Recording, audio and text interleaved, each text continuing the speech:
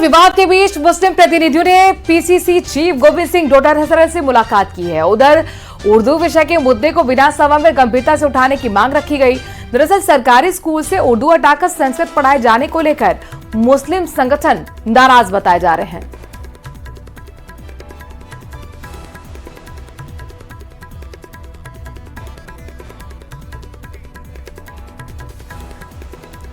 और अब बात बजट की करते हैं। दरअसल राजस्थान विधानसभा में 19 फरवरी को बजट पेश होना है और इससे पहले सदन में चल रहे गतिरोध को खत्म करने के लिए, दूर करने के लिए सर्वदलीय बैठक बुलाई गई है। इस गतिरोध को तोड़ने के लिए और बजट के दौरान हंगामा ना हो, इसको लेकर सत्ता पक्ष ने कैसी तैयारी की है, इसके लिए संसदीय कार्य मंत्री जोगाराम पटेल ने न्यूज 18 राजस्थान से खास बातचीत की है।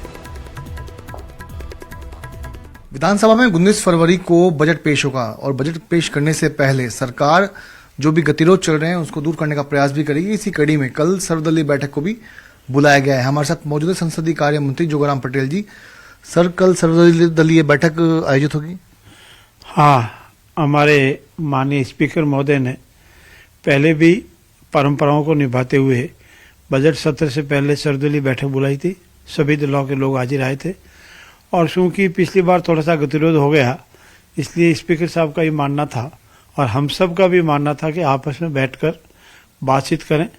अगर उनके संबंध में कोई मन में शंका है, समाधान करना हमारा फर्ज है और इसीलिए कल सर्वदलीय बैठक बुलाई सुबह 11 बजे और सभी विपक्षी दलों के साथियों को बुलाया है। मेरा यह मानना है कि विपक्ष हमारी ताकत है जी।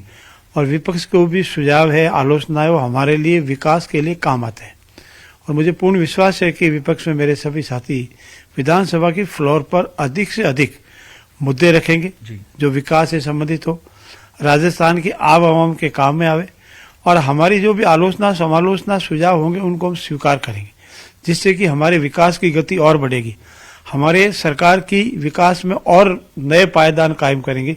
और इसी को लेकर के कल बैठक है। मुझे पूर्ण विश्वास है कि हमारा जो भी छोटा मोटा कोई गतिरोध उनके मन में है उसको हम समाप्त करेंगे और विधानसभा के फ्लोर पर हमारी जो गरिमाएं हैं उनको गरिमाओं के अंतर्गत विधानसभा के फ्लोर पर सार्थक बहस होगी।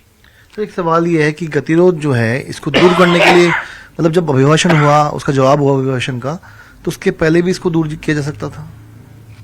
प्रयास किए, इसके संबंध में मैंने 2 बार पीसीपी की है, अनेक बार बताया गया है।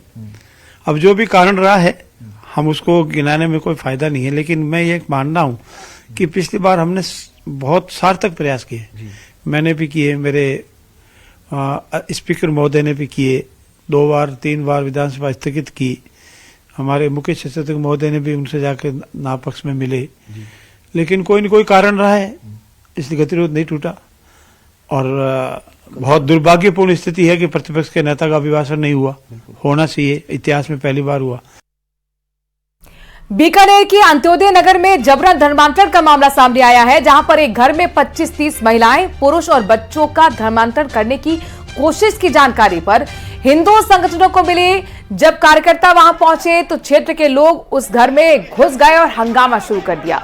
मौके पर पुलिस टीम को बुलाया गया।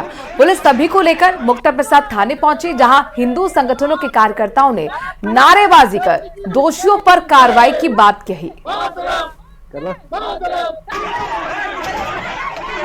बीकानेर के मुक्ता प्रसाद थाना क्षेत्र में आज एक धर्म परिवर्तन का मामला सामने आया है। आप देखिए मेरे ठीक पीछे ये हिंदू संगठनों से जुड़े हुए अलग अलग लोग हैं जो आज थाने के बाहर नारेबाजी कर रहे हैं और इनका साफ कहना है कि इस तरीके से जो जबरन धर्म परिवर्तन करवाया जा रहा है उसे रोका जाए। तो ऐसी कार्रवाई जो की गई है उसमें करीब 7 से 8 जो लोग हैं, जो मिशनरी से जुड़े हुए लोग हैं, उन्हें यहाँ पर जो है लाया गया है और फिलहाल जो पुलिस है वो मामला दर्ज करने के बाद अब इनसे पूछताछ कर रही है। हिंदू जागरण मंच के अध्यक्ष है, उनसे बात करते हैं। जी, क्या मामला है, किस तरह से आप लोगों को पता चला? ये हमें कुछ दिनों से सूचना मिल रही थी कि बीकानेर के विभिन्न क्षेत्रों में ईसाई धर्म का काम जोरों शोरों पे चल रहा है, मगर जब तक हमें पुख्ता जानकारी नहीं मिली तब तक हमने कुछ ही नहीं किया। आज जैसे ही कोई मोहल्ले का लोग गया था वहाँ पे और उसने जाकर के वहाँ पे देखा तो उसको कहा कि ना मिर्गी आ रही है हमारी यीशु को, आप पैर पकड़ो और उनसे प्रार्थना करो, आपकी मिर्गी ठीक हो जाएगी।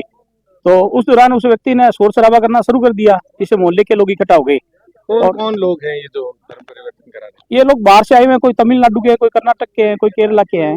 बीकानेर के लोग भी इनमें काफी संख्या में आए हुए थे तो जैसे ही शोर शराबा हुआ तो लोगों ने हमें जानकारी दी। हम विभिन्न संगठनों के जितने भी कार्यकर्ता है सभी लोग वहाँ पे जाने से पहले हमने पुलिस प्रशासन को सूचना दे दी। राष्ट्र के अंदर हम सभी का सम्मान करते हैं, लेकिन हम हमारी संस्कृति को कोई तोड़े ये कभी सहन नहीं करेंगे।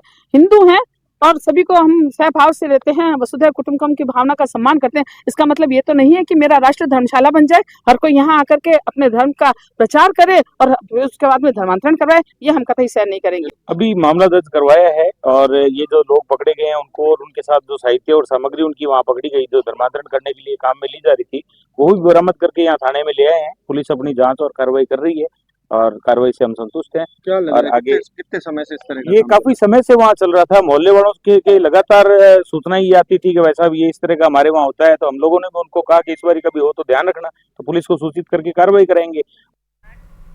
तो अब देखना होगा कि धर्मांतरण के इस मामले में आगे क्या कुछ एक्शन होता है। बहरहाल इसी के साथ हमारे लिए वक्त हो गया एक छोटे से ब्रेक का। ब्रेक के बाद उस पर आपको दिखाएंगे 5 मिनट में 41 जिलों की खबरें।